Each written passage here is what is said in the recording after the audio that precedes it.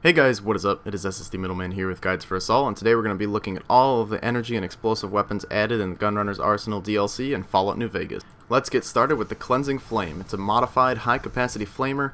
Unlike the standard variant, it has 3 jet nozzles, 3 large fuel tanks, and orange cables, and the flame jet is blue rather than the usual red, indicating that the flame burns hotter than the standard flamers.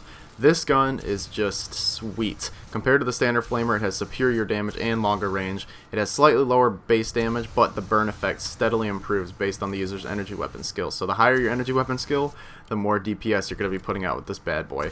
It could fire a total of about 1,495 times using standard fuel, the equivalent of 15 reloads from full condition before breaking. This thing does break down really quick, but its DPS is very nice. Like always, you can find all of these guns in the Silver Rush or the Gunrunners if Gloria Van Graff is dead. And this weapon is the only Gunrunner's Arsenal weapon that has an effect which scales to the player's skill level. So, like I said, the higher your energy weapon skill, the higher the DPS is going to be on the burn. Now, some bugs with the weapon. The Cleansing Flame's blue flame effect will not appear when the weapon is used sometimes. All that will appear is a tiny transparent flame cone at the nozzle. Sometimes exiting the third person, you can see the blue flame, but upon re-entering the flame, first person, the flames will disappear. I have never experienced that glitch, but I guess it happens sometimes. And sometimes, if Gloria Van Graff is dead, you can't purchase this weapon from the Vendortron. And I don't know. I've never experienced any of these glitches with this weapon. I've just had a good time with it, and yeah, I can only say positive things about it. Anyways, moving on to the Esther. The Esther is a unique, heavily modified Fatman with a different rear mechanism, a blast shield, a light blue body, and a thick, clear glass holding the mini nukes. It is 10 pounds heavier than a standard Fatman, however, it will never jam, and is more powerful by 75 direct damage compared to the Fatman, and is also able to use the GRA mini nuke ammo types. Now, another fantastic thing about this weapon is it has passive defense bonuses. It'll add plus 10 to your damage threshold and plus 25 to your radiation resistance, giving you extra protection from enemies and the damage caused by the Esther. You could fire about 620 standard mini nukes from full condition before breaking. That's 125 more than the regular Fatman. However, this bad boy does weigh 40 pounds, so it's going to be taking up most of your inventory unless you have the heavyweight perk, which will lower it to about 20. Now, you can get the achievements Master of the Arsenal, Overkill, and Curious and Relics with this weapon. You also get the damage threshold bonus and radiation resistance bonus when the weapon's holstered, even when you're just walking around. As long as you have it equipped, you'll be getting those. Esther is also one of the 2 weapons which references biblical concepts. The other one I covered earlier is the Gehenna. Now, some glitches with this weapon. It may not affect big horners. Sometimes you'll just shoot it at them and they just won't die. Sometimes you can fire a second time without reloading, but that happens with a lot of weapons. The weapon might not harm coyotes. I've never heard about this before, and sometimes kills towards the overkill achievement will not count using this weapon.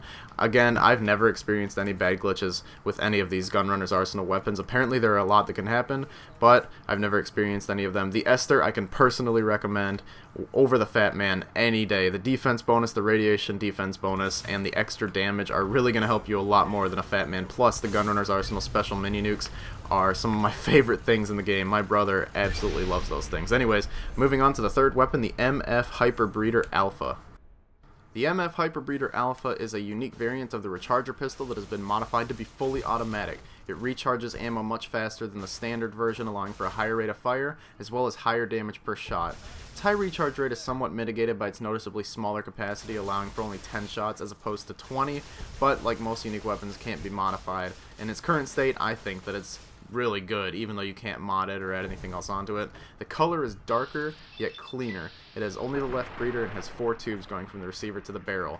The unique weapon is also a holdout weapon and can be taken into weapon-free areas if your sneak is above 50. It can also fire just about 4,000 times before breaking. Really awesome. As you can see, no ammo is required to use this bad boy, as it uses its own ammo type and regenerates it while you're using it. I think it regenerates so fast that it's not even really a problem to be waiting for it to regenerate. This weapon is just cool.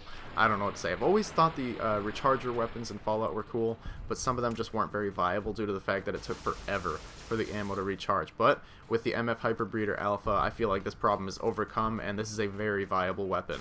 So if you don't like carrying ammo around, or if you're playing in hardcore, definitely pick up this weapon. It is sweet. Some notes about it: using the Turbo or Implant GRX will significantly slow the recharge rate of this weapon, making it almost completely ineffective. And unlike the Recharger pistol, this weapon is not affected by the Laser Commander perk, unfortunately. But in its current state, I think it is still very useful and viable against any enemy that is not uber powerful, like a Deathclaw or something like that. So yeah, I definitely recommend this weapon as well. I'm pretty sure I've said that about almost every GRA weapon, but I can pretty much recommend them all, although the caps price for them is kinda hefty. Moving on to the Smitty Special. The Smitty Special is a heavily modified Winchester P94, which was first created by the legendary Smitty, the blacksmith of the Additon Boneyard in 2161, who was also the only one to improve the Winchester P94 into a turbo version at that time with a higher fire rate. So, in-game, this weapon is basically just a unique plasma caster and has an array of dizzying modifications that allow the weapon to produce an almost constant stream of plasma bolts. You see me using this thing here, it's almost like a fully automatic plasma caster. It looks like a plasma caster basically, but has cleaner casing, lights on the front, and flat magnetic stabilizing blades. You can fire this bad boy about 1100 times, the equivalent of 55 reloads from full condition before breaking. Yeah, I don't know. I wouldn't personally recommend using this weapon. I don't like it that much, but some other people might find enjoyment with it. I just don't really like the gameplay aspect of this, or how it shoots, or how the shots kind of stray off from where you're aiming most of the time. So, some notes about the weapon. It sounds different than a normal plasma caster, similar to the sound of a Tesla cannon. And this weapon is fully automatic, like I said earlier. And it is ironically sold in the Silver Rush, which is across the street from a pre-war store named Smitty's. It's actually kind of funny. And some behind-the-scenes things about this weapon. In the original Fallout game, the above-view version, Smitty is the name of a character who will upgrade your character's plasma rifle to a turbo plasma rifle if you complete a quest. So, that's a cool little nod off to the original Fallout game and some other lore behind the games.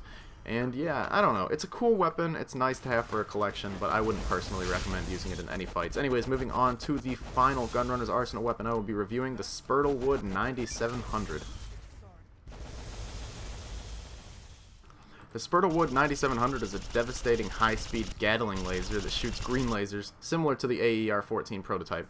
It has a smaller ammo capacity compared to the regular Gatling laser, but has higher accuracy, effective range, and damage. You can fire about 5,000 times using standard packs, the equivalent of about 56 reloads from full condition before breaking. And I don't know what else to say. I mean, it's a friggin' Gatling laser. It's just sweet. I mean, I don't know. Some interesting things about the weapon. The Vault Boy image does not have a backpack, and he's facing to the right, unlike the Gatling laser Pip-Boy image, which has a backpack, and the Vault Boy is facing the left. Again, these images are so weird that I wonder what Bethesda was thinking when they did this crap.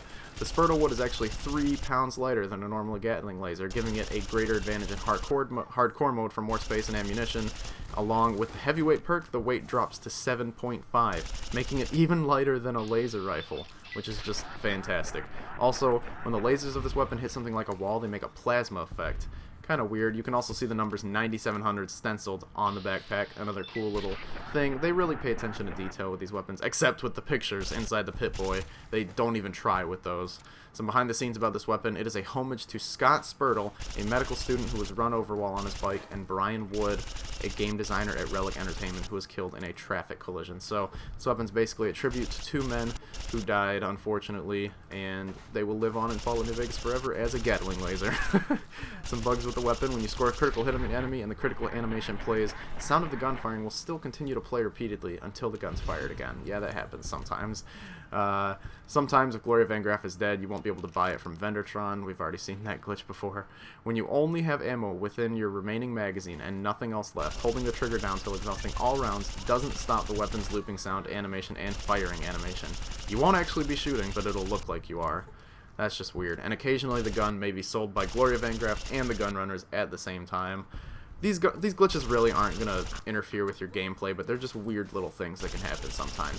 This weapon right here is awesome. Like I said, not much else to say. It's just a Gatling gun that shoots lasers. It's pretty sweet, like all of the weapons in the Gunrunner's Arsenal. So that concludes my entire Gunrunner's Arsenal Fallout New Vegas unique weapon series. I hope you guys enjoyed watching it. If you did, please leave a like rating down below and subscribe to see some more videos in the future. This is, however, not the end of my Fallout New Vegas videos, as I have quite a few more to come at least, so keep your eye out for those. I'll see you guys next time. Goodbye.